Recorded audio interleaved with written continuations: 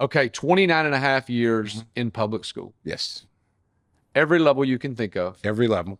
from a 22-year-old teaching, Teacher, coach, all you that. name it. Yeah.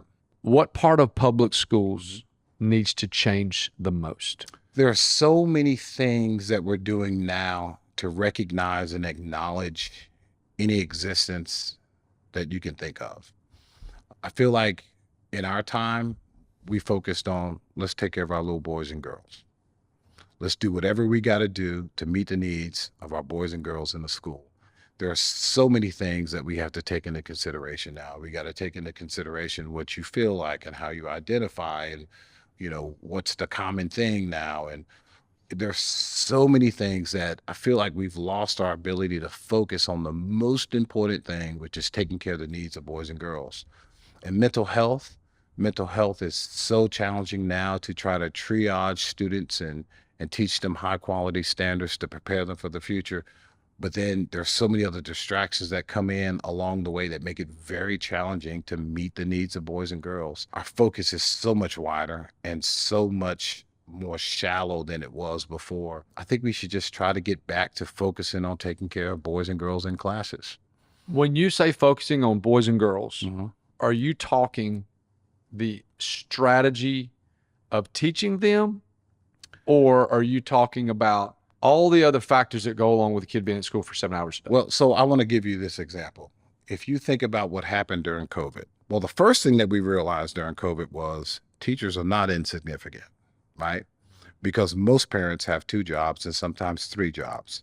And the only way you can work those jobs is that those children that you love so much go somewhere between 7:30 and 3:30, right? So when we closed schools down, parents couldn't even work if they were essential employees because they had to do childcare. There was no childcare. So we figured out very quickly that the role of the teacher, if nothing else, is, just warehousing kids.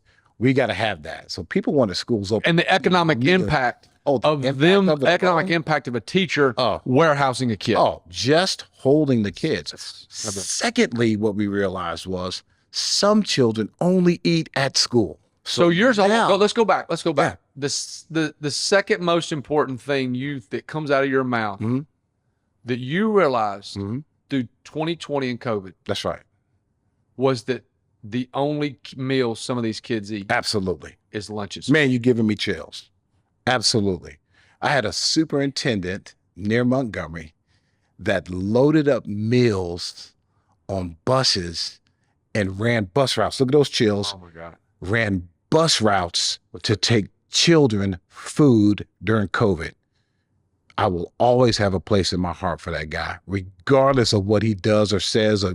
For the rest of my life, he had the best feeding program in the state of Alabama, right outside of Montgomery. An amazing human being, because we realized white and black, black children, Latino children need food. So he made sure children got food. So we realized that they needed to leave the home so somebody can watch them, and they needed food. Now, before you can do anything else, you got to get them to school and you got to feed them.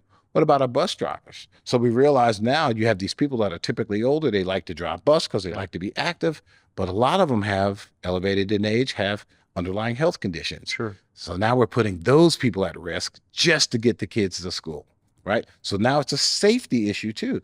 And then we had to keep them safe and clean while at school. Things like you don't even think about. Drinking out of a water fountain. Shut all water fountains down. No water fountains, right? And then we talk about bringing substances to school. Now every kid's bringing a bottle or a thermos because now you can't drink out of the water fountain. Like, schools changed so much during COVID that we really didn't even look like schools anymore, right?